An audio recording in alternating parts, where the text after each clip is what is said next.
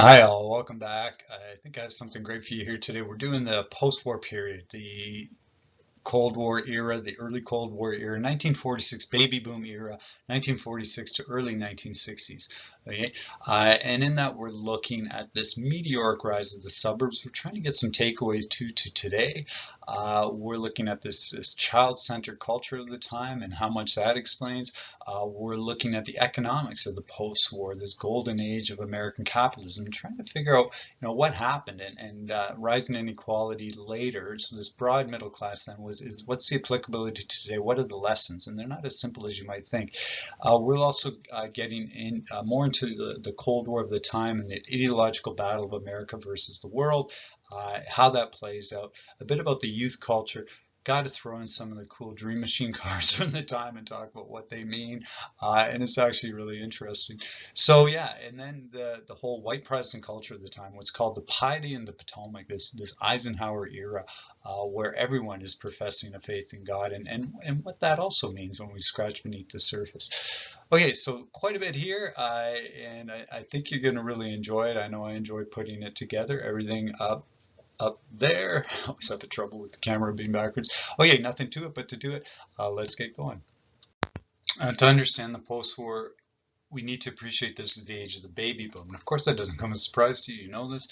It's usually defined as a period where the birth rate exceeds 20 people per 1,000. So 20 births per 1,000 people. And this happens to be in the years between 1946, when the GIs come home, and 1964. And it's the numbers are just incredible. Over 70 million children are born from a population of only 130 million Americans. Now, this is a massive cohort, and it's one that is not expected, and that's an important point. And they're not expected because up to this point, urbanization, and with industrialization, we always get increasing urbanization. That's been the story in the Western world. Urbanization invariably means smaller families. That's a universal rule. And so the declining birth rate is understood to be the permanent condition of modernization. So this is unexpected. Another point is this boomer generation, that the greatest generation comes home and and creates, happens to be the best educated, the healthiest, the most comfortable generation in world history. And that makes sense because they're coming of age at a time when America is enormously affluent. And in fact, the imbalance in America's affluence is a problem, as I've said before. In 1945, at the end of the war, the Americans hold half of all global wealth. About half of all global wealth. Now, this is unprecedented in modern times, and the closest to that was England after the Napoleonic Wars. And at that point, it's estimated that England held 1/3 of all global wealth, which even then was a problem, and it's even more so in 1945. Hence, the Marshall Plan, which is American money to rebuild Europe and reignite that global trade. Plus, you have these boomers born of a generation that is used to deprivation. They've been raised in the Depression, then they went through the war, at which point they're told, life gets better during the war, but it is deferred gratification still.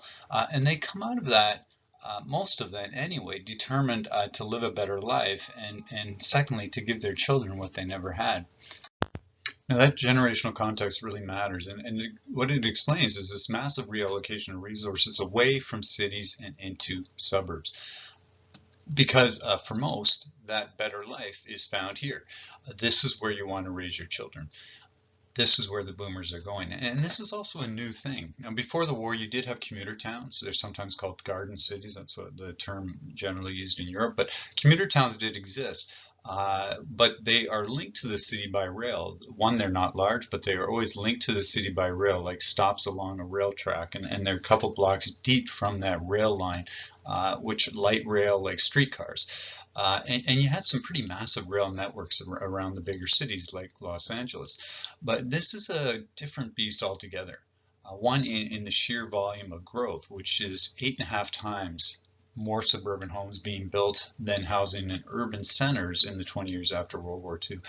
So this is a reversal of the phenom prior to that of the old commuter towns, where there was very little growth compared relative to what is happening in urban centers.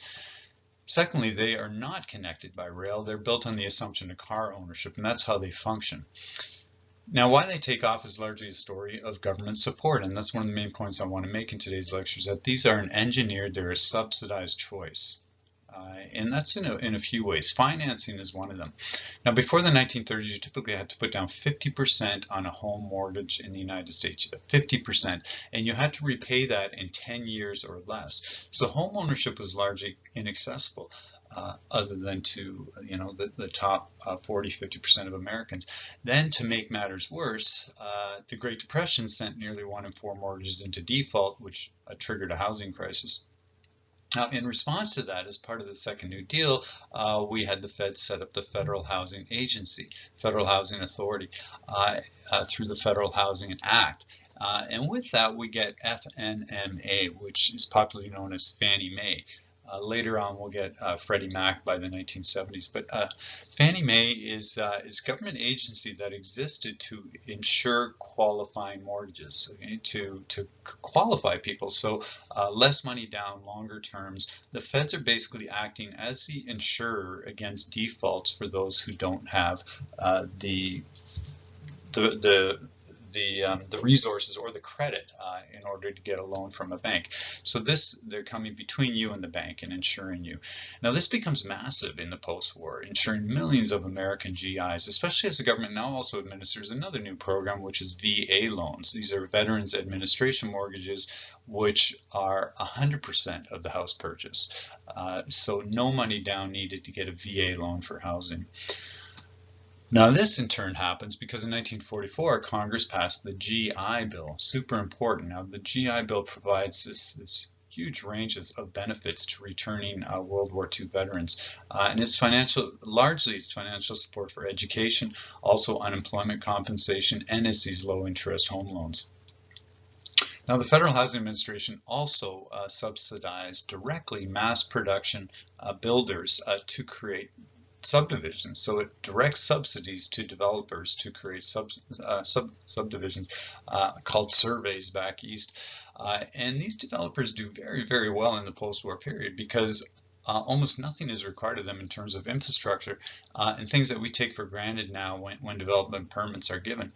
So the suburban sprawl postal code is really made possible by all these government supports and also by innovations in building. And two breakthroughs in particular that happened in the context of the war are prefab roof trusses, which massively speeds up the time of building a house, and also drywall. Which if you've seen old houses, the lath and plaster, you can understand why those would be so much more time consuming.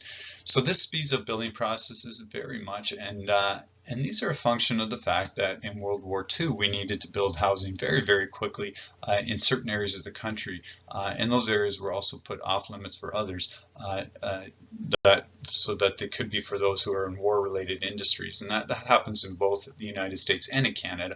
In any case, prefab housing also comes out of that.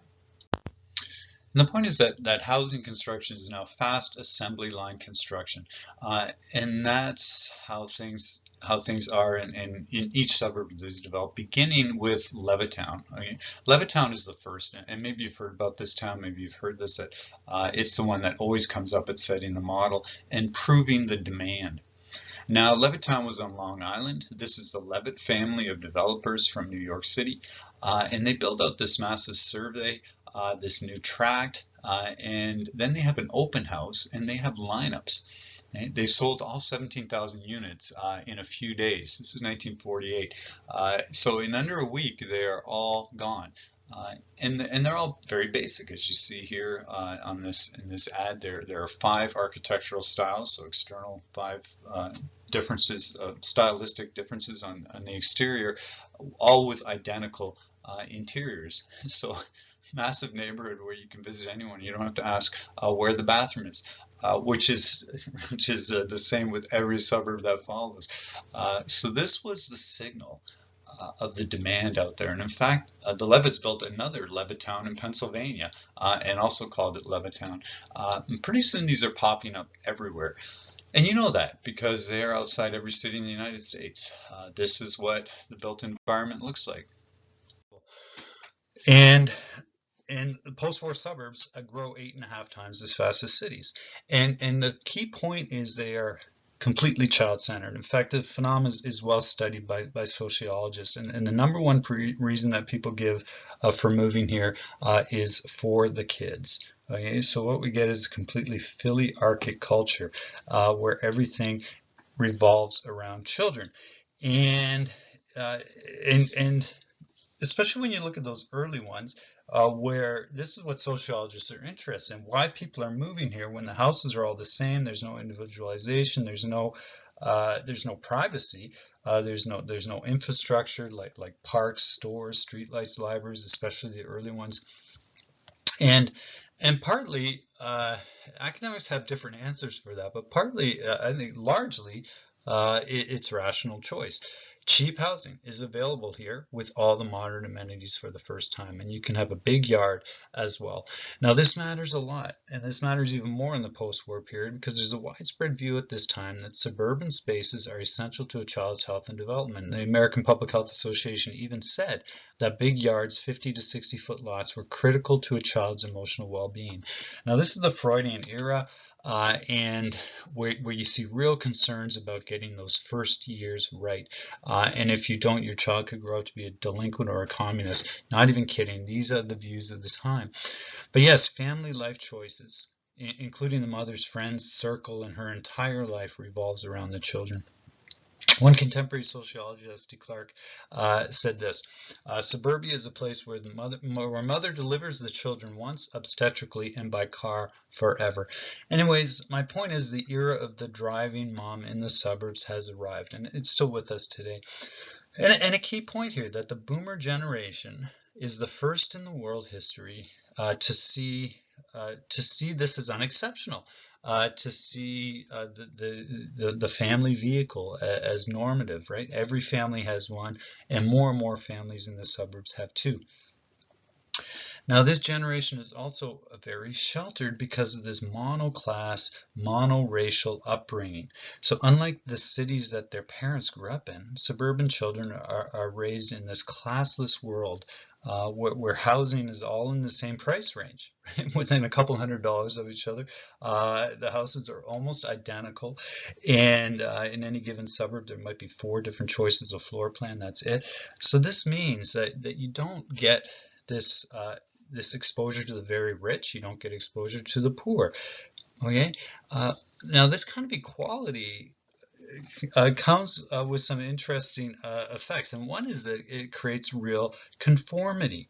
And that's because psychologists tell us that when everything is almost identical, it makes people very acute observers of small differences, right? And that is the essence of consumer society, right? You notice when the neighbors get that new vehicle. You notice when they get that new lawn set, whatever, right? So kids grow up having the same things as their friends, right? The same toys. They're watching the same television programs, and their parents conform to the same neighborhood social codes in dress, behavior, possessions, right? So the 50s, much like the 20s, is a time of mass conformity. And in essence, everything from television shows to child experts and juveniles, at this point, advertisers are cluing into this mass market of children, and they're targeting them directly in advertisements on what now everybody has, which is a television set. To child experts, parents, teachers, in the suburbs themselves, the message that kids grow up in this time is pretty simple, and it's this. It's that this society is designed for you. Now, paradoxically, or ironically, I guess, many of this generation in this over-sheltered and unprecedentedly pampered generation will turn against that, right? They'll turn it very quickly. Many of them will turn into drug-smoking hippies, or at least they will try that on, because those that are actually drug-smoking hippies or real truly rebels are always a minority. But later on, any case, many of them will give up on that to the extent that they embrace it and become rampant materialists by the 1980s. Okay, and they'll be jaded because they see the hypocrisy. Okay, They see the hypocrisy because they grow up in this bubble, and then they're awakened to that hypocrisy during the Vietnam War. So American Cold War diplomacy. This is a generation that is fed almost you could call it brainwashing about the communist world, the evils of communism, uh, and there's some great scholarship on that, what it's like to grow up in the suburbs in this time and be prepared for war, right? And being told you're living in the greatest country in the world, we're leaders of the free world, and things that are easy to believe as a Boy Scout, right? America's keeping the world safe for democracy, and then you have this eye-opening experience where you learn later on that we've got these wars against peasants in Latin America, we've got this war on communists in Vietnam, which is really is not as simple as our government is telling us. Our government is lying to us, right? Now that disillusionment that really characterizes the later 1960s, that again is part and parcel with the sheltered experience of suburban life. Now, it needs saying with respect to the suburbs that commentators at the time were often critical or even horrified by this new sprawl. Though keep in mind these are mainly academics, this isn't a popular criticism. Worse than just being academics, they're sociologists. Kidding, there's my historian's hat coming through. Totally kidding. But there is a critique about suburbs at the time, and it is about the lack of individuality and the conformity here. Also, it's observed already then by these sociologists that these suburbs are monoclass. So the kids growing up here, they're not getting exposure to the very rich, they're not getting exposure to the very poor, or even moderately on both ends, or of single folks, right? There are almost no single people living in these suburbs, or of colored people. And that last point, that gets to the segregation that we're seeing here. The suburbs are also about white flight from the urban core. Suburbs are white. And they also grow and get funding at the expense of poor and minority neighborhoods of the city since the beginning of the urban decline. Now, this happens partly officially through what is called redlining. There's government agency here, and that goes back to the 1930s as the federal government, and the precursor to Fannie Mae, its housing agency, created these color-coded maps where they used different criteria, including race, to set lending and insurance risks of given neighborhoods, right? And they color-coded them and also gave them a letter grade from A to D. So significantly harder to get insurance or bank loans if you're in a black area. And because of that, African Americans were routinely denied mortgages. And that's true even of black veterans coming home after World War II. And during the summer of 1947, by way of example, Ebony African American magazine, they did a survey of 13 cities in Mississippi. Mississippi has an inordinately large black population, so many black veterans there. They discovered that of the 3,229 VA veteran home loans given to veterans, only 2 went to African Americans. And again, it's not because there were none. 11% of the U.S. Army in World War II were blacks, and a lot more of them in the South. Now, there's also the fact that until a Supreme Court decision in 1948, it was still legal for neighborhoods in America to have racial covenants.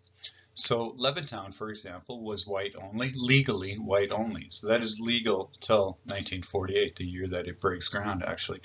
But it's still widely practiced for a few years after that.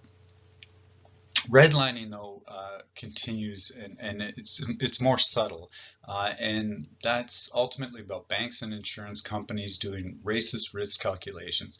Even though the government stopped making these maps in 1940, that practice didn't entirely end, and in fact, it continues right till today, where there's a study out of Berkeley, some research work done there recently in 2022, and it finds that over 60% of what had been degraded neighborhoods remain non-white to this day. Now, another point about the suburban model is that it means huge infrastructure requirements, and the cost of this is not borne by those who live in the suburbs. It's picked up by all 3 levels of government, so it's picked up by every taxpayer, and there's multiple critiques of this model. So here's a short list of some urban planners. Contemporary Howard Kunstler is a big name. He points out that 85% of the built environment in North America was built since World War II. And a couple things here. He says most of it is soul destroying ugly. But worse, he says there's a real tragedy to this. And he says it's the greatest misallocation of resources in the history of the world, which he says doesn't work well in our energy scarce times. Hard to argue with that. Andres Duany, he's another big name planner, and he's amazing for the soundbite. He's a master of making the obvious sound amazing in ways I wish I shared that talent. But in any case, yeah, he points out that the suburbs are actually really what they are fundamentally is a disaggregation of the functions of daily life. So in the suburban model, you have areas where you shop, you have areas where you work, and often the places where you work, you can't get lunch. You must drive to get from your workplace to your lunch place. There's specific areas for civic purposes, and then there's places where you sleep, as he puts it, which means you live, right? The residential areas, and these are further disaggregated by class. By your income level. And so then the suburban model means you definitely are spending a lot of time driving from one area to the other. It's a complete disaggregation of the functions of life. And that's what's different than traditional urbanism. And that is what we are, in today's times, are trying so desperately to recreate, but it's a very difficult thing to do. And then you have Mark Kingwell. He's a philosopher, and he says, he's awesome. He says the post-war suburb is historically unprecedented, and that's a big claim. He says that since ancient times, people have been attracted to cities for the opportunities they offer precisely because you are in community, whereas suburbs, the suburban models, people coming to the city to move away from each other into purely private spaces.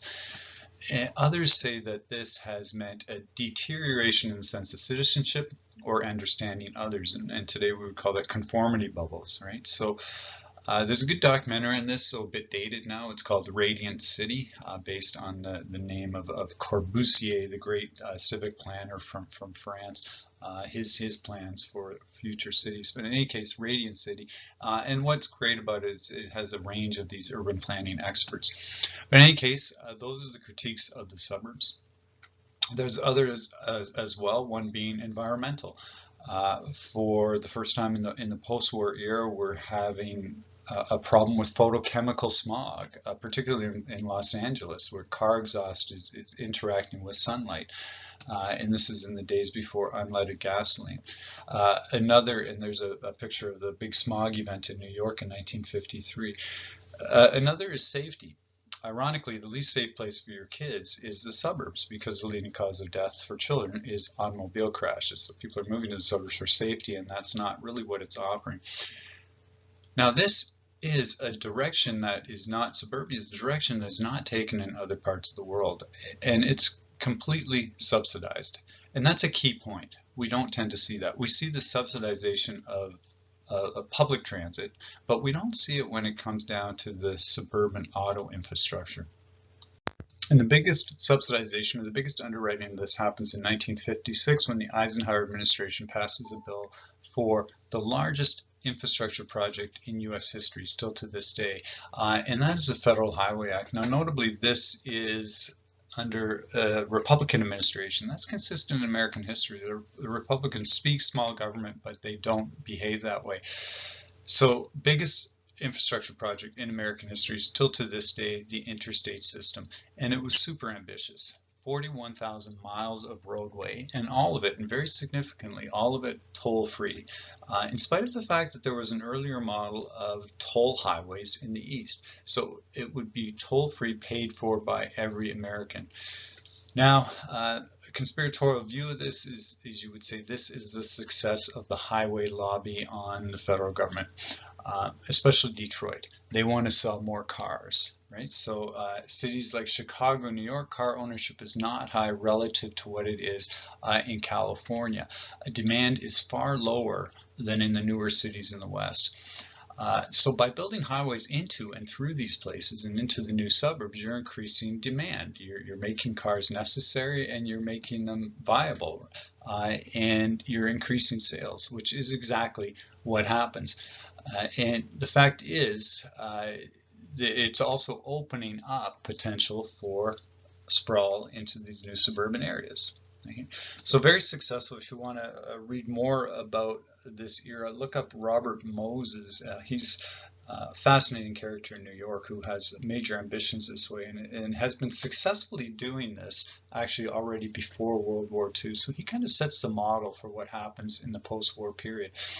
But fact is, there's also a dismantling of existing streetcar systems in a few dozen cities. And this is done by this consortium that's set up by General Motors, Firestone, Standard Oil, and a few other companies. They get together and create a shadow buying agency to buy up transit systems and dismantle them. They're found guilty, in fact, of illegal practices under the Sherman Antitrust Act, and perhaps you've heard of this if you've seen the movie Who Framed Roger Rabbit. You know about this. GM was fined. At the end of the day, it's a jury. They found GM guilty. They're fined $5,000 because the judge really doesn't agree with the jury here. Anyway, it's called the Streetcar Conspiracy. Now, Bradford Snell was the first to write on this in the 1970s. Most historians are now saying that this is mainly happening not because of GM and Standard Oil. It's not really a conspiracy so much as the American public at the time is favoring buses and cars over rail. And also streetcar systems are going bankrupt. And as Nicholas Bloom has pointed out, so I gave you some names there, the big names here, General Motors and this consortium, this National City Lines as it was called, they mothballed, 45 streetcar systems, but there's over 1,200 streetcar systems in America at the time. So it's a fraction of what is happening here. So there's a lot more going on here. And again, it seemed to boil down to consumer choices in an era when sprawl is king, and in a time of an affluent middle class who are all about modernity. They're all about mobility as well, and they're all about their family. Now, if you want to read more about this, there's the names: Bradford Snell, Gijs Mom, Dutch guy, Nicholas Bloom, and Zachary Schrag. Zachary Schrag has a great article on this called "The Bus is Young and Honest." Anyway, I'll leave it at that.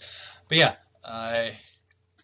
Affluent middle class, rational choice theory seems more logical in explaining what is happening here, even though there is an effort made, definitely out of self-interest by the highway lobby and by GM and others to expedite this process. Now, further to the topic of post-war affluence, we're going to get into economics here, so hang on to your hat if this isn't your thing. But the 50s, 60s is really seen as the golden age in terms of that broad middle class. And you've probably heard this before, right? This is the golden age. This is a time when inequality was low, when everyone could afford that suburban home, the American dream. And it's really true in a lot of ways. We have a much broader middle class in America right till the end of the 1970s. And it's gone. And there's huge debates about why. It's not completely gone. Affordability is gone, and the middle class has eroded, and there's inequality is rampant. We're back in the Gilded Age. Huge debates about why and how we get back to that sweet spot. And there's a really important point here that I want to make, that much of this is about federal spending. Okay, and wider context. All the Western states go through kind of the same process here. They all learned the lesson of the Great Depression and World War II. And the lesson of the Great Depression and World War II is Keynesian economics. And Keynes, John Maynard Keynes said when there's a recession, when there's a depression, a government can spend its way out of a down cycle, right? And the Great Depression really doesn't end until we see that massive military spending of World War II. Now we have full employment. Now there's a fear during the war. If that's true, if the New Deal and the Great War are what created this economy, and during the war it's a total war economy, what happens when the war stops? What happens when we're not building bombers and tanks anymore, or artillery? Well, what happens is we're going to have another post-war recession like what happened after World War I, clearly. So what you see in all the Western states, beginning in Britain, also the States, Canada, you get a lot of planning for continued state spending after the war. Not on military, but on social welfare, like unemployment insurance, like Social Security, anything that deals with interruptions in income. And you see that, as I said, everywhere: England, Canada, Scandinavia. And you also see it in the United States, where you see in the 1950s and 60s, public social welfare spending ranges from 9 to 15% of the national output. 9 to 15% of GDP is in social welfare spending. This is far higher than the years before 1920, where it's about 3%, under 3%, as you can see in that top right graph over there. So, and this continually increases. Today, it's just under 20%, okay, in the United States. By comparison, in the UK, which is slightly more liberal, it's about 23. Finland, which is the most socialist of the OECD countries, I would say, is 31%. Now, with this spending, though, and that's my point, is we have a real drop in inequality. There are far less very poor Americans, and there's also fewer uber rich, right? There's a wide middle class. It's a time of low inequality, which is just a prima facie good thing. It's good for stability, political stability, because inequality really, historically, is the leading cause of instability. It's the leading threat, really, to democracy. Because people really don't believe in the social contract if the oligarchs are too clearly taking it all. This is radicalizing. And the story you probably heard, and I used to parrot this line too, is that this was partly social spending, yes, but it's mainly about taxation. That this broad middle class was a function of the fact that we had more progressive taxation policies in the 50s, 60s, and 70s. Now, this could not be more consequential, because if that is true, then there is a simple solution, right? Tax the rich. But was it? Was it true? Well, kind of yes and no. So let me explain. If you listen to many academics, particularly on the left, they make it very simple, right? They point to the fact that top marginal tax rates in the 1950s were over 90% for the wealthiest Americans. Okay? So the top marginal tax rate. So that's how much you're taxed after you get beyond a certain point of your income, right? It's not your overall tax rate. Okay? And so the wealthiest are getting taxed higher. 90%, right, is the highest marginal tax rate. That's a significant take for the government on your highest levels of income. And it remained, it dropped a bit, but it remained at 70% right until the Reagan era. Reaganomics, sweeping tax reforms of that year, trickle-down theory, stop taxing the rich, right? Supply-side economics. We'll talk more about that later. By comparison, today, so 90% in the 50s. Today, the top marginal tax rate sits at 37%. Okay? And as of 2025, the U.S. tax system has 7 brackets ranging from 10 to 37. But 37 is the highest tax rate. So no matter how much you make, if you're, and it starts at 600,000. So if you're lucky enough to be making over 600,000, you're paying 37% on everything above that. That's the rate, okay, on your highest income. If you're making between 50 and 100,000, it's 22%. Okay? So there's a big gap, though, and this is the important point I want to make, is that there's what this ignores is that this massive gap between taxation rates and what is actually paid. Okay? And if you look more closely, what you find is that because of deductions, everybody has them. The statutory top marginal rate is not completely explanatory. Okay? In fact, taxes on the rich were not much higher in the 1950s. So yes, in 1960, the statutory top marginal rate is at 91%, but the actual effective tax rate paid for those people was the wealthiest then was just 46%. Okay, due to deductions. By comparison, the top marginal rate sits at 37% today, as I said, right? But the difference between what the wealthiest pay then and what they pay today is not that wide. It's under 6%. It's about 6%. Okay, so it's not this simple story of we used to tax the rich and we no longer do. Okay? When you look at the effective tax rate, that disappears. So then why? Why is the 50s to early 70s the golden age of a broad middle class? Well, it's not because these governments were not afraid to tax the rich. It's other things. It's things that, it's things like strong economic growth. It's the post-war pent-up demand that we talked about. It's also higher levels of unionization. And it's also the fact that way more people are homeowners, right? Because of all that, they were able to become homeowners, and that's one of the main means of achieving middle-class financial stability. And yes, it's also government. It's a government that will take a role in the economy, right? And mainly that gets back to the many supports that I mentioned, the higher level of social service spending, and the many millions given to veterans. Largely, it's veterans that are benefiting from that.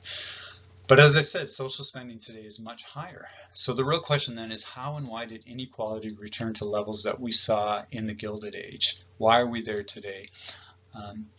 So with taxation, there's a bit of a shift, but nowhere near what some would like you to think. Okay, the solutions are not that simple, right? We'll go back there when we talk about the neoconservative turn in the 1980s. The share of income held by the top 1% being much higher today. Why that is, but in any case, I hope that was helpful and not too confusing for you. But always ask me questions if you have any. Another point on post-war economics and its ties to culture is that because of the Cold War, the U.S. state is invested in the success of the American dream. They're in a battle all over the world, but especially in Europe against communism, and it's a battle of hearts and minds. Communist parties are popular in much of Europe, especially countries like France, but also Greece, Italy, because they were the partisans during the war. They were the most rabidly anti-Nazi heroes. And in an era steeped in domino theory from the American side, that this idea that communism is contagious and will knock down one country after another like dominoes, it's more important than ever to win hearts and minds to Americanism, to capitalism. And consumerism is equated with patriotism and proof of the superiority of capitalism in the context of what is known as the Battle of the Books, this Cold War Battle of the Books, as it's called. And you can look this up. This is basically where both the Americans and the Soviets are in this propaganda war, mainly in Europe, about the superiority of their respective systems. It's a real cultural battle, and there is funding coming from different foundations, like the Ford Foundation is sponsoring American reading rooms and cultural events in Europe to spread American ideas and propaganda. There's a term for this from cynical Europeans. They call it Coca-Colanization. A great term. That's what cynics call it. But the USSR, the common term and common form, is doing the same thing. Great symbol of this contest is the kitchen debate, and this is just fantastic. And this is this unscripted, unplanned debate that happens, argument really, between Vice President Nixon and Nikita Khrushchev, who is, it happens in Moscow when Nixon is touring this exhibition, and he comes on the American exhibit, and in this tour led by Khrushchev, and they have this unscripted debate about whose society is better, and it devolves into really a personal a gender thing where they're talking about whose women have it better, right? Does the American housewife have it better in her convenient kitchen with all these affordable appliances that you would not find in the Soviet Union, or you'd be on a decade-long waiting list before, or is it the liberated Soviet woman who is liberated to work all day, and then my cynical side, come home and serve her husband as he drinks his vodka. But in any case, so this is a fascinating debate, and it's a great thing to look into. A great symbol of this time and this contest, this cultural contest of the time.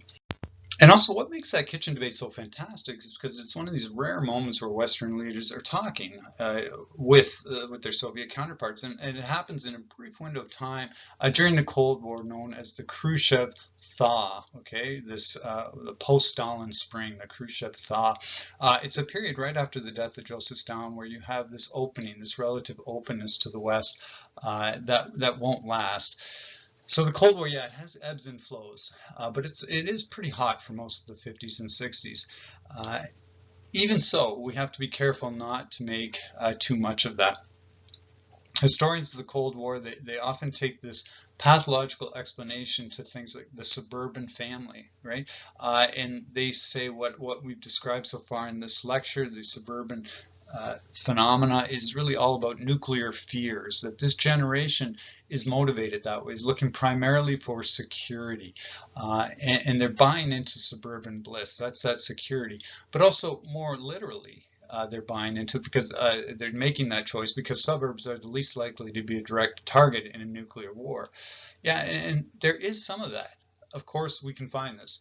And specifically in the fact that there were many fallout shelters in America in the 1950s and 60s. Private ones, in-house shelters, backyards or cellars, there's about 200,000 by the mid-1960s. Statistically, that's probably not a lot given there's 56 million households, but it is something. It's a symbol. And note too that the government is outfitting thousands of public buildings with fallout shelters. You can get nationwide maps that show you them, and you'll see them in any downtown area in the States to this day. But in some ways, these really are fearful times, and the arms race really dominates. The arms race, and that begins in 1949 with the Soviets testing their first bomb, and goes for decades until the collapse of the Soviet Union, really. But the Cold War actually got pretty hot the year before that in Berlin. That's really ground zero of this divide between West and East and the former wartime allies, right? And it starts with Stalin blockading Berlin, which had been a divided city, but it's in the east, so it's surrounded by the Red Army. So it's in the Soviet zone, Berlin, and so the American sector and the British and French sector of Berlin are blockaded by Stalin. And what the Western Allies do, they don't confront him directly, but they airlift supplies. So about 250,000 flights bring in millions of tons of supplies to keep the Berliners in the western zone of Berlin alive. In this context, Curtis LeMay bombs away. LeMay, we've talked about him with connection to the war, the Pacific War, the bombing of Japan. He advocates using nuclear weapons on the Russians, hitting their tanks and charging down the Autobahn into through eastern Germany and taking on the Soviets with nuclear weapons. This is prior to the Soviets having tested their first bomb. Stalin, in the end, here blinked, and he allows access. But you do know that he sets up puppet dictatorships in all the East Bloc countries, as per that agreement he basically came to with Winston Churchill. So Warsaw Pact versus NATO, scary times, and yeah, they heat up periodically. Korean War is one of those times. This happens when the Russians support the North Korean army attacking the South, the American occupation zone. Korea had been, as you know, a Japanese province from previous lecture, and after the war liberated and occupied in the north by the Soviets and the south by the Americans, and the idea was they would reunite, but the Cold War takes over and these borders become firm. And then with Russian backing, the North Korean army attacks the South. When China comes in support of the North, Douglas MacArthur wants to use nukes against the Chinese. In fact, he requested atomic bombings of 34 of what he called retardation targets, these strategic spots in North Korea and China. So amazing, right?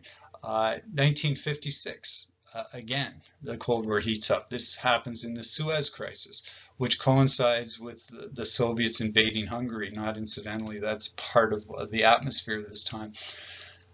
In the Suez Crisis, Nikita Khrushchev threatens to bomb Paris and London with atomic bombs, right? He's going to rain down nuclear bombs on Paris and London. And this happens in response to the Suez Crisis is a military intervention by Britain and France and Israel in Egypt, taking back the canal after Nasser of Egypt had nationalized it. Okay? So things get very hot. Egypt is a Russian ally. And then, of course, the mother of them all, or the biggest, 1962, the Cuban Missile Crisis. And here, Khrushchev and the Kennedys get within a hair of pulling the trigger after the Americans find out the Soviets are installing nuclear weapons in Cuba, which is only 90 miles from Florida, notwithstanding the fact the Americans have their own nuclear weapons right on the Russian border in Turkey with Turkey. And in any case, dated ones, but yeah, they're there. But yeah, this is the big one, and this really is also the effective end of Khrushchev as a leader, because he gets booted out of office for losing face here, really, and then the Cold War heats up again. Point being, there are several close calls in these years, and the United States seriously considered using nuclear weapons several times, and again in Vietnam during various points in that war. Now, it needs to be said that all of this happens under what is called the Truman Doctrine, which today is it seems to have disappeared finally, because the Americans are taking a step backwards from internationalism, from any role in defending and being a significant part of NATO. In any case, don't have to go there, but the Truman Doctrine was simple. It was to contain communism. Containment is the overriding principle from 1946 to the 1970s. As I said before, that Truman was not an eager Cold Warrior. He was not. The Truman Doctrine really is him accepting British advice that the West will lose Greece and Turkey if assistance is not given to those fighting the communists there, in the context of civil war conflicts happening in both those countries. Right? And Truman is very loath to do this, but he writes a speech where he lays out his Truman Doctrine, which is basically requesting Congress for money to support anti-communist forces in both those countries.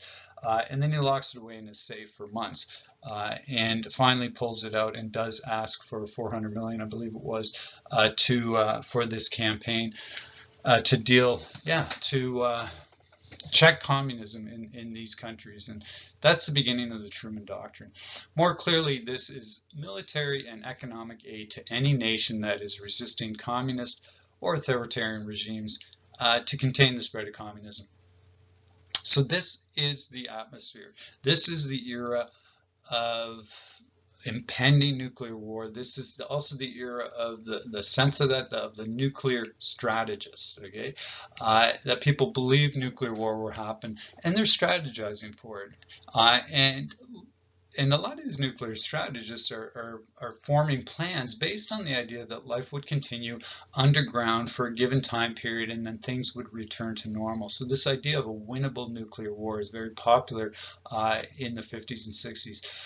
And these are ideas that you'll be reading about in Life magazine and other popular magazines. Herman Kahn is a big one here. There's his book on thermonuclear war. Henry Kissinger, in some ways, is a nuclear strategist as well. Message always being nuclear war is winnable. It's survivable. This will happen, but we can survive it. And this is all very Dr. Strangelove. If you've seen Stanley Kubrick's Dr. Strangelove, you get that theme in spades. And maybe you know that Kubrick made that movie hoping to, he intended to make it a serious movie, but the whole idea of mutual assured destruction to him was so strange that it becomes a comedy. In any case, yes, the Cold War is a big part of the story of this period. How much it impacts the individual and their choices, that's a lot harder to say.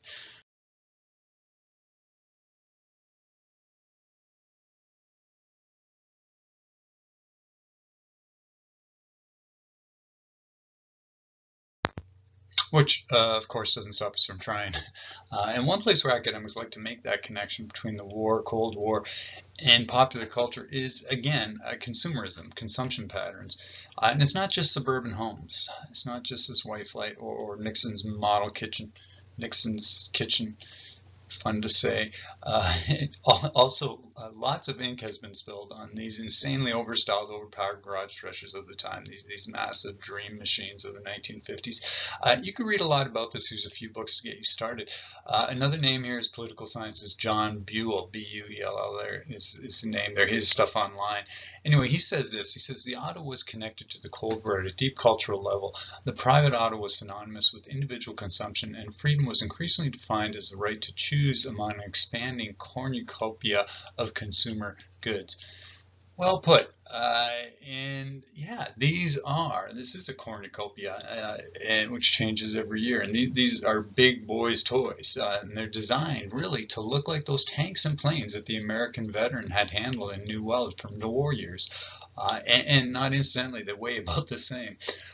The first fins are on the 1948 Cadillac, which GM designer Harley Earl, he intentionally models these on the P-38 fighter plane.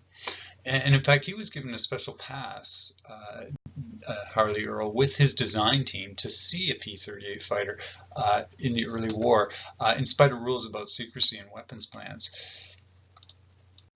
But yes, there's no doubt about it that these post-war dream machines they're very deliberately aping the military aircraft of the day. And the height of this is the 1959 Caddy, which has the biggest fins. It gets a finectomy the following year, 1960. Maybe you've seen those, but even so, in 1960, it's still 5,100 pounds or 2.5 U.S. tons. So yeah, these 2-ton garage stretchers are insane, and they're really just grocery getters. And it's estimated that always over 85% of trips in North America are exactly that, very local. And in this time period, it's a suburban mom doing local errands of under a mile, but she's doing that in a machine, with enough horsepower to tow a house with. It's absolute insanity. And this too matters because it speaks to a few things, both the affluence of the time and to the values. And where Europeans are focused on safety and economy, Americans are about the opposite. And in fact, safety doesn't sell on this side of the ocean. There's theories that the big three, the big automakers didn't want to put in safety features because they're too expensive, but it's a fact that North Americans did not want them. They wouldn't pay extra for the safety package that Ford introduced in 1956 and then discontinued because they wouldn't pay when given the option for seat belts or for a padded dashboard. So something as these things are less important to them than comfort and style. Things like that wraparound windshield that looks cool, but it blurs everything in your peripheral vision. Oh well, and who cares about braking distance anyways? And right when you've got 41,000 new miles of highways where you don't have to stop. But yeah, notoriously bad on braking distance, poorly, low slung, heavy, hard to maneuver around corners as well.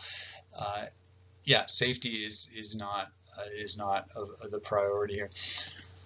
Yeah, but in any case, for me, all of this and these designs, this is a really good response to the nuclear fears argument because these vehicles really are about optimism, and clearly they are because they're patently futuristic. They're euphorically futuristic, and I also have to say that they're objectively awesome. Uh, Though I'm biased, someone who used to have a classic car. Yeah, yeah.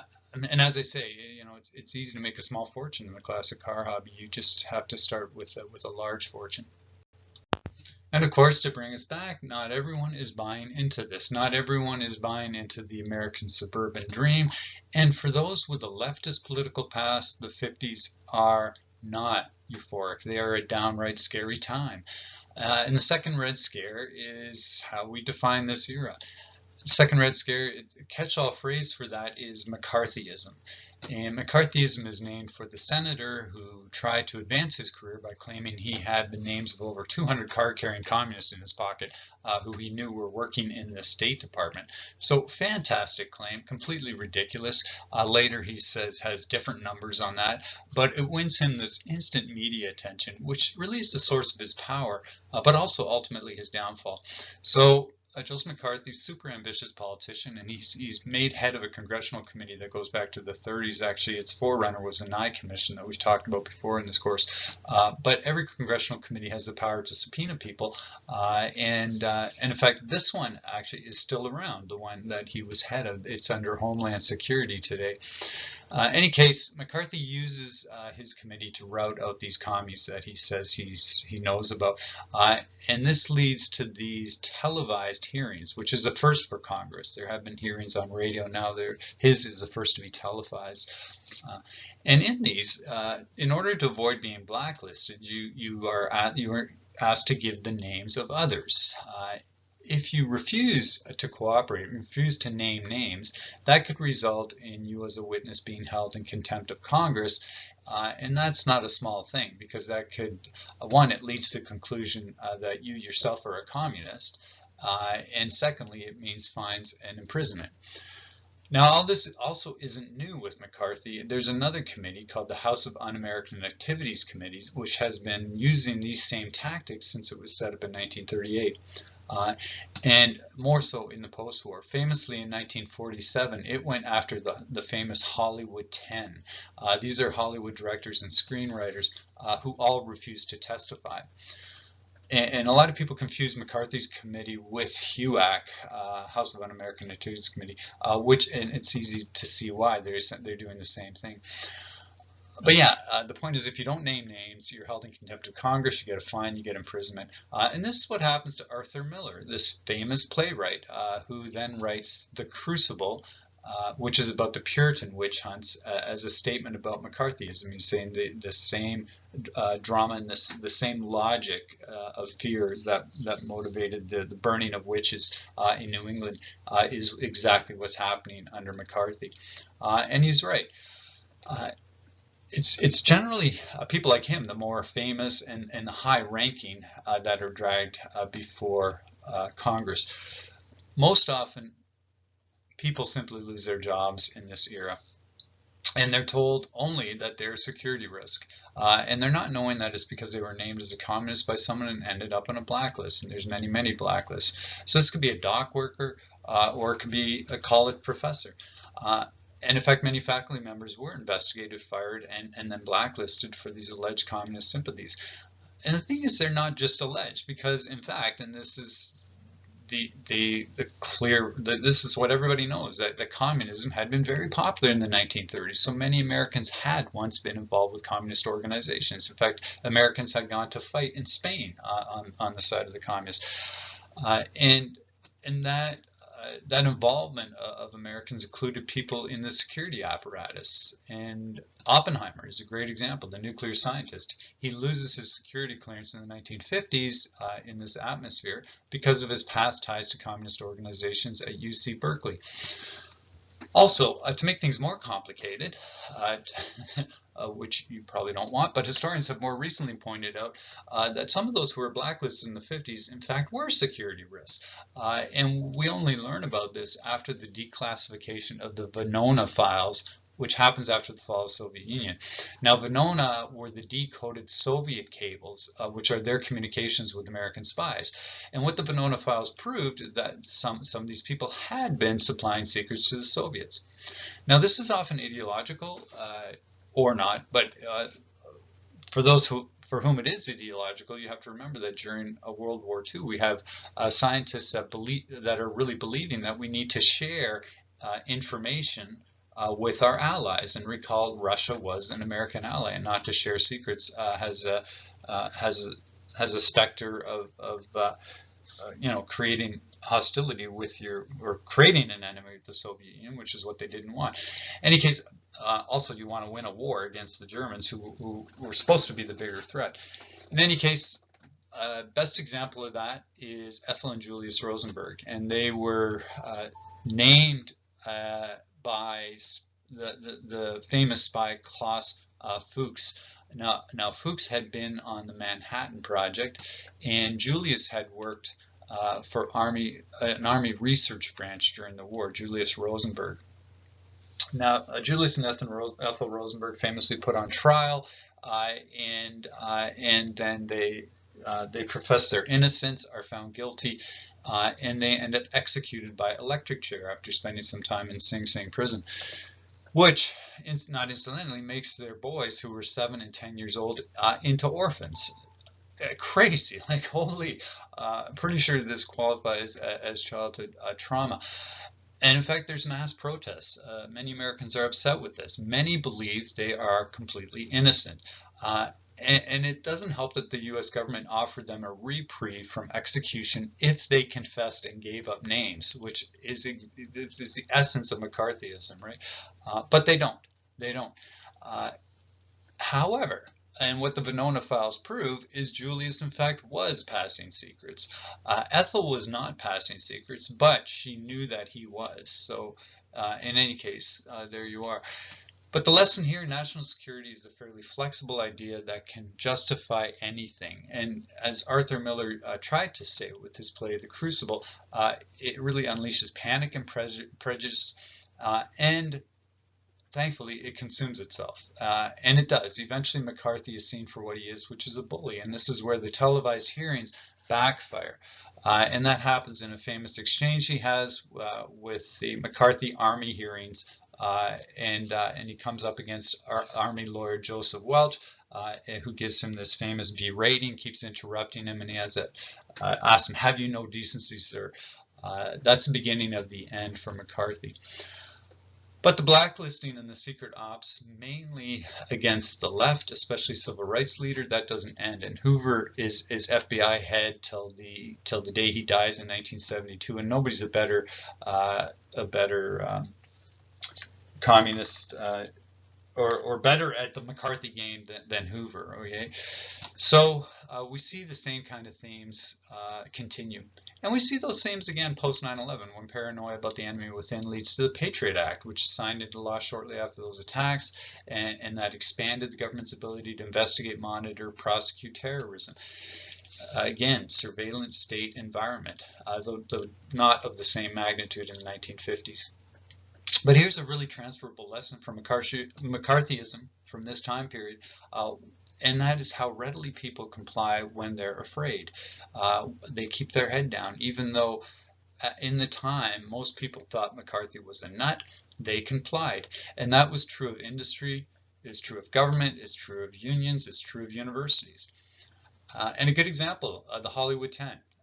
They should have been treated as heroes for defending their constitutional rights, but all of them end up getting fired, and that's because the Hollywood studios don't want to touch them. In fact, the Hollywood studios readily get rid of anyone that has any kind of association or potential associations named on any kind of blacklists, haven't been involved with communism. And the Screen Actors Guild keeps blacklists. They go above and beyond, in other words, in order to prove their bona fides, their loyalties. Colleges do the same thing. They don't fully comply, but they don't resist either. Rhetorically, they defend academic freedom in the 50s, but at least 100 college teachers in this period lose their jobs and are subsequently blacklisted, and their careers are destroyed. That's the number we know. How many more suffered a fate like that? We may never know, because the victims of these purges and the institutions that fired them tried to keep their dismissals secret, right? If you want to know more on this, read Ellen Schrecker on this, The Right to Learn. And there's her more recent book. She has another one called No Ivory Tower, McCarthyism in the Universities. They both are on this slide. We saw something really analogous to that, and I'm guessing that this is where Schrecker goes in her more recent book, which I haven't read, but when Trump went after law firms and universities like Harvard and Columbia for their diversity, equity, inclusion policies, and you saw colleges caving and agreeing to monitor their political science departments, as Columbia did, and they back off of DEI. And it's about fear. It's about that response of keep your head down, keep the money coming, and you'll be okay, and this will blow over. But the thing is, and this is what some academics point out, this is exactly what most Germans did in the Weimar period of the 1930s. So just saying, probably better to fight than to cave, even at short-term cost. But yeah, there definitely are analogies to McCarthyism in our own time. Now, another point about the 1950s is it's a time of a really robust religion. Massively so. And by 1960, and this also ties into communism, by 1960, 98% of Americans say they believe in God, which is an incredible number. 90% claim a religious affiliation. 3% of those affiliated are Jewish affiliations, so the rest are Christian. So super high. A religion post-war, it is partly Cold War, as I said. We are not communists. We are God-fearing Americans. It's identity. It's rallying around that, what we value, and how we are not the other, the enemy. But it's also this: the war, especially after the full reality of the Holocaust was realized, really was viewed as post facto as this battle between Christian civilization and this neo-paganist perverted science. And it wasn't always post facto. This is the way Churchill had defined it in his influential speeches at the outset of the war. FDR in some ways as well. His four freedoms, the one freedom that he articulated is what Americans were fighting for. Freedom of religion is the first. And if you want a pretty solid documentary that's really good about the influence of religion at this time, in fact, throughout American history, watch PBS's God in America. It's completely free. It's available online. There's a link to it, but you can get watch the whole series if you can. Really good. Episode 5 is the post-war period, which we're talking about. But anyway, again, it's religion too is a rational thing that reflects what this post-war generation is all about. And I've said it, it's a filiarchic time. This is a generation that is all about the kids and giving them everything that you can. And yes, some solid morality, that's one more thing to give them. And it helps that it's free. Now, often this will mean at this time in the 50s, early 60s, is you're sending the kids to Sunday school and while dad often stays home, or maybe even mom and dad stay home while the Baptist bus comes and picks up the kids for Sunday school, which also explains the huge drop in attendance as these boomers age, because they see that hypocrisy, the whole do as I say, not as I do kind of thing. But that rebellion is a ways off yet. We can date it quite clearly. 50s youth culture is in fact ultra-conformist. And you probably see that best in American Bandstand, the dance hall show that was a household favorite in the 50s and 60s, originally broadcast live in Philadelphia with the host Dick Clark, who seemed to never age and seemed to be doing this for decades. And conformity here is enforced through a strict dress code under Dick Clark. He requires boys to wear suits and girls have to avoid any revealing clothing. And he's also got this selective age range for audience members and dancers. It's part of that conformity too. So the show's really promoting this conventional and especially in the early days, a very white image of American youth. 50s is that golden age of rock and roll, and this is where American Bandstand takes us. And there's debates over the first rock song, the first album, the first artist. Suffice to say, it's a known thing by the later 1940s, which is also when the term first appears in record reviews in Billboard magazine, in fact. And what it is, it's directly evolving from blues or rhythm and blues, and it's blended with gospel and country and swing music. So it becomes this new genre in the 40s and 50s. And because many of the early names in rock music are black, and because of the these less than pious lyrics, it is condemned by clergy nationwide. It's seen widely as a sign of cultural and moral decline of this new generation to which everything is being given and which matters so much. It's seen as a devil's music more often than not. Not universally, but even many of the musicians think of it this way, right? Because they're part of that same culture. So Chuck Berry, Jerry Lee Lewis, Little Richard, who did more than anyone to break down this gap between black rhythm and blues and white American audience. He swore he would give up the devil's music and become a minister at one point when his plane engine caught fire mid-flight. This is 1957, and he kept that vow for 5 years. So it's really telling that those within this rock culture are of that same mind. Now, that same year, 1957, Elvis shocks that suburban world with his simple hip gyrations when he appears on Ed Sullivan. And this leads to a pretty massive reaction. I mean, he's massively popular with youth, but not with their parents. And we even get something called an Elvis Presley organization. They seem as overtly sexual. There's and a threat, a danger, right? There's networks that censor his performances. There's even Elvis effigy burnings. And this in spite of the fact that he's a conservative guy. He's a committed Christian who comes directly out of the gospel tradition. He popularizes many gospel songs and does that pretty much throughout his life. So, point I'm giving you, white youth culture fundamentally square till the early 60s when the first boomers are turning 16. They're sheltered, they're conservative, they're going to church every week. And it's the same story for everyone in their world, as well as for their leaders. And one thing that God in America film that episode does a really good job on is Eisenhower's conversion by the evangelist Billy Graham, who's a superstar in the 1950s due to really the Cold War. His career is really tied closely into that. Eisenhower, our big war hero, he's not really religious till he hooks up with Billy Graham, and Graham convinces him to do this, to be baptized and to join the Presbyterian Church. And he adopts Graham's line that in an age where communism is a big threat, the best way to fight it is to go back to the fundamentals of what Americans are. And Eisenhower says this: American democracy is a public expression of a religious idea. It gets to a point where Eisenhower sees personal religious faith as vital to Americanism. He even says this, he says, quote, "Our government makes no sense unless it is grounded on a deeply felt religious faith, and I don't care which one it is," end quote.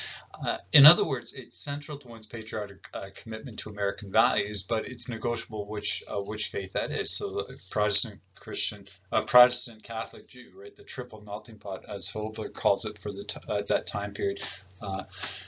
Doesn't matter which, but it matters that you have one. So piety on the Potomac is what this era is called in terms of religion and the support of it from the State Department. It's a time when the separation between church and state is razor thin, probably more so than at any other point in American history. Thin to the point of really crossing the Establishment Clause of the First Amendment, that Congress should not make, cannot establish any religion. Prayer breakfasts at the White House happen now. They continue. Congress passes other changes to support religion. This is when "In God We Trust," that motto, becomes the official motto of the United States. That's adopted in 1956. It replaces the Latin one, "E Pluribus Unum." And you see it added to all coinage at this time as well. Also, the phrase "under God" is added to the Pledge of Allegiance in 1954. This is also when we increasingly see religion in public schools. Now, schools are interesting that they always inculcate dominant values. They always have. They're meant to, in fact. And so in the British Empire, including in Canada, that would be the values of British imperialism. In the US, republicanism is a civic religion which gets inculcated in schools. And today, it's humanism. And now they always have had this role, but in the 50s, more and more religion is becoming embedded. For example, Pennsylvania, there's a new state law that teachers read 10 verses of the Bible every morning. And many other states follow that. And what we get is these battles over that. And that begins with a single mom named Vashti McCollum, who's an atheist, which is a very unpopular thing to be at the time. And she's upset with her son having to, telling her that there is a religious readings in her school, and he has to take time away. He's allowed to take time out of the classroom if he doesn't want to be there for that. So she she sues the school board. We get McCollum versus the Board of Education.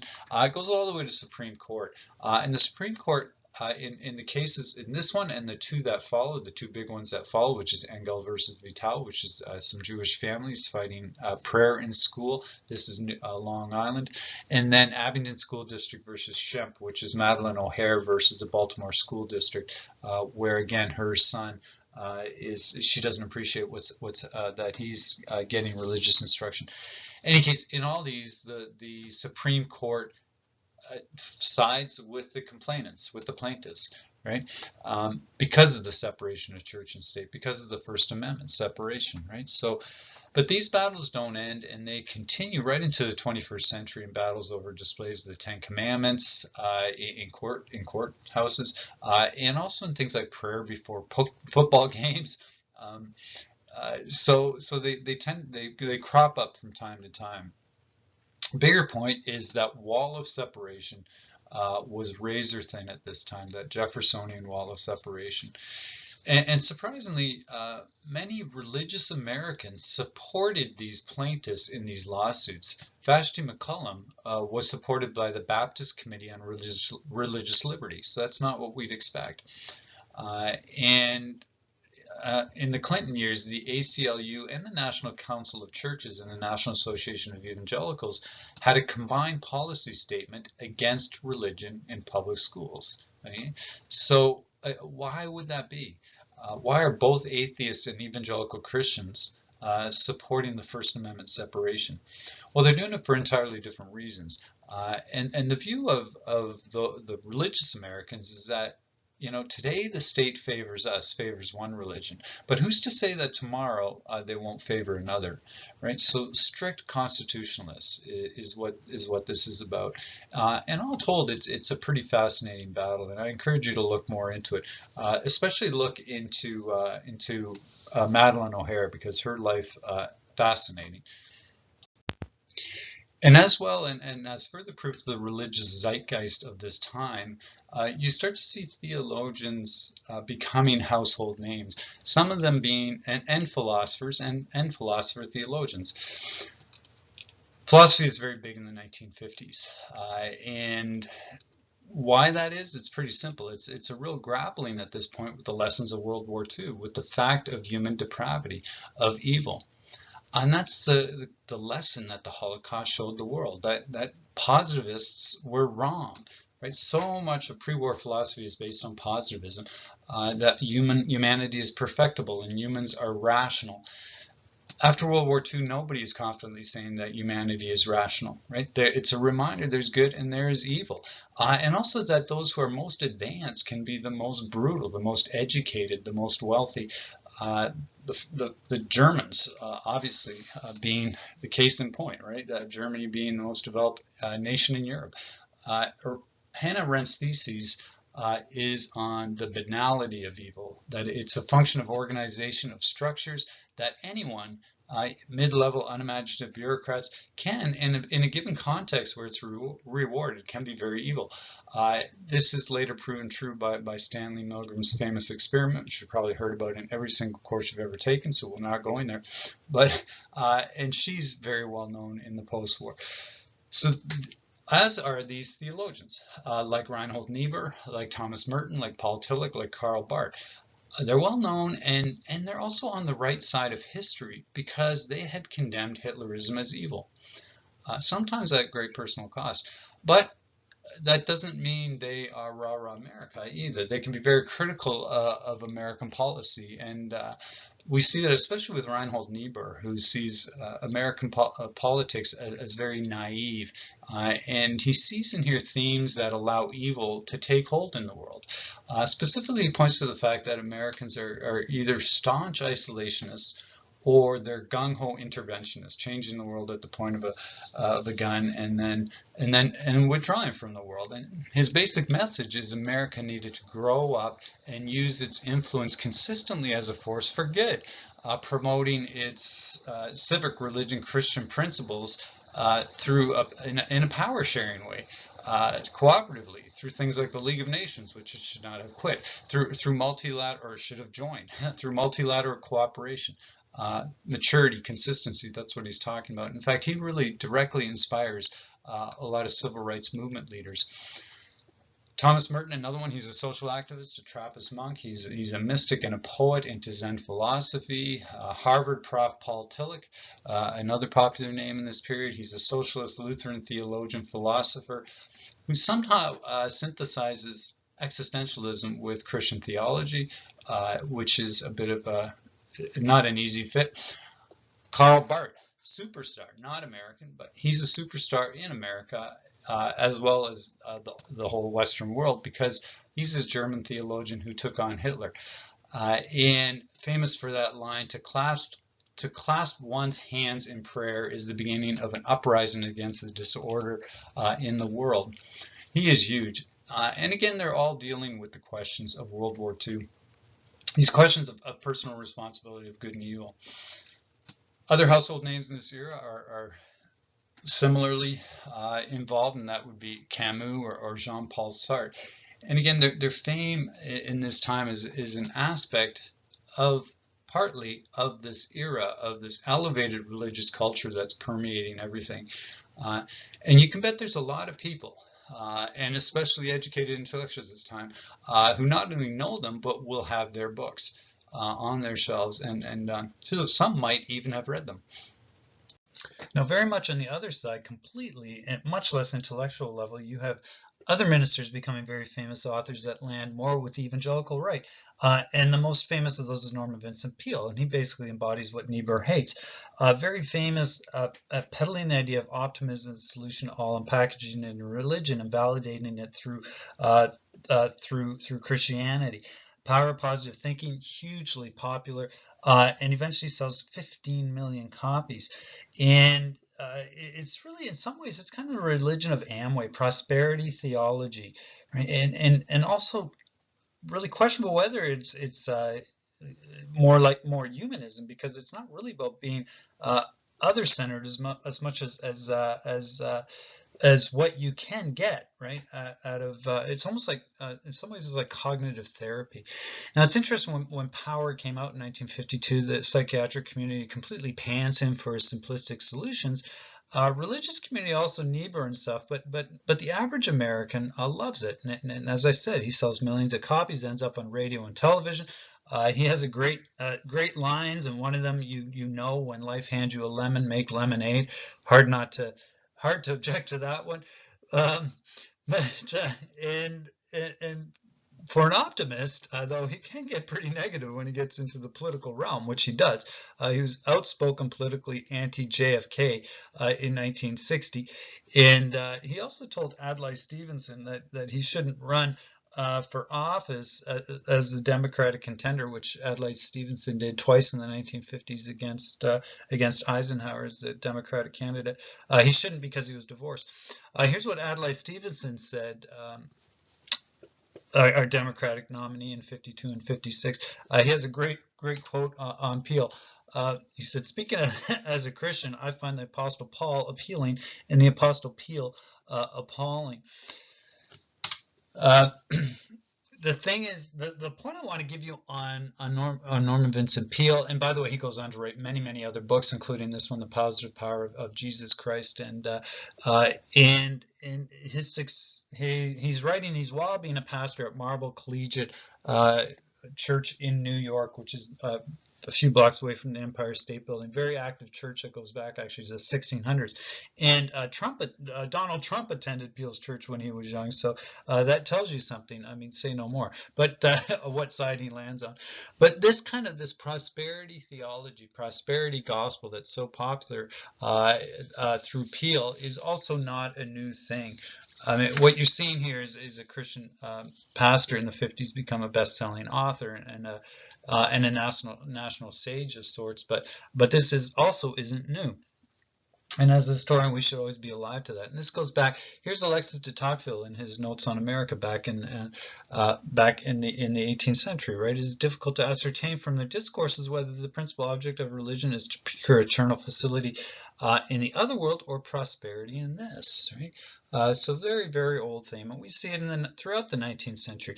Mary Baker Eddy's Christian Science is an extreme example of this kind of health and wealth gospel, but it's also in the 1890s we had what was known as the Health and Harmony movement, or New Thought, and a lot of those communitarian experiments that we talked about earlier were about this. So Peale is more Orthodox Christian in doctrine, but with the same kind of emphasis. Now, two more big names that really represent what's going on in this post-war era, and one of those is Bishop Sheen. Sheen gets a radio pulpit initially in the 1930s, turns it into the most successful program on the air. Then, in the end, he gets sponsored and on television when television becomes new in the 50s. And he's sponsored by the Dawn Soap Company, and he has higher ratings than the Milton Berle Show. Sheen has an audience of about 30 million. Till he comes on television, the number one spot in the number one show in America was Milton Berle, but Milton Berle had to move because he couldn't compete against Sheen, and Milton Berle had that great quote. He uses old material too. Anyway. How he works, and if you watch one of his his surviving sermons, you can find them all on YouTube. It's very simple, right? Just simple little homilies about faith. He's using nothing but a chalkboard, and he's extremely effective and popular in his time. And so much so that Martin Sheen took on his name. He's so impressed with him, he changed his name. Now, what this is too, and this is worth pointing out, what's happening here in the post-war is mass media breaking down these old biases between Protestant and Catholic, and we see that beginning with radio in the 20s and 30s, and now and even more so with television now, and really helping in creating what Hilberg calls that triple melting pot of Protestant, Catholic, Jew, where all of them can enjoy or get something out of this. Okay. And certainly that one theme they would consistently get from Bishop Sheen is anti-communism. He is consistently and definitely parking on that side. Often messages are about that. And this also explains his popularity in this time. Also a good segue to talk about the last big household name of this time in popular media and religion, and the biggest, and that's Billy Graham. 2 points I want to make. I already introduced Graham to you. Is his focus. That's the first one. And basically he foreshadows Jerry Falwell. If you haven't heard of Jerry Falwell, that's the moral majority. That's the evangelical return of the 1970s when they get very political. And he foreshadows that in that he's not after the masses who are all converted anyway, so much as he's after the American upper class and the powerful. He's trying to bring in those at the top. And secondly, he's about personal salvation, not about social justice, not anything that would threaten that power structure, which explains why he has access to all of the American presidents. They all befriend Billy Graham, whether they're Democrat or Republican. He has that access to the White House for decades, to the point, as I said, that he converted Eisenhower 3 weeks out from the election. Eisenhower completely took Graham's line. So Billy Graham is different than what we see in the evangelical left or those post-war theologian philosophers like that I talked about, like Reinhold Niebuhr, in that his emphasis completely on making that one decision, that one-time decision to cross over and answer the altar call. So his massive rallies always feature the altar call, right? Are you going to come down? And that's that classic central element that's consistent with all the big revivals in the past, from the 18th century with Jonathan Edwards to Charles Finney. All these big revivals of American past, and that's the theme. You have the saved, the unsaved, and the central feature being the altar call. Make that decision for Christ. You're in or you're out, right? Now, there's definitely critics of this, even at the time within the evangelical tent, who would say conversion cannot be engineered. It's never a one-time choice, but it's not that simple. But they're a minority, and in the evangelical times of the 50s, Graham is a superstar. And in some ways, the movement that he creates is very anti-culture, right, in a really profound way. And that's really the fundamental difference between the evangelical right and the left, or what we today call the evangelical left, and what we used to call the social gospel. In that there's really no cultural critique here.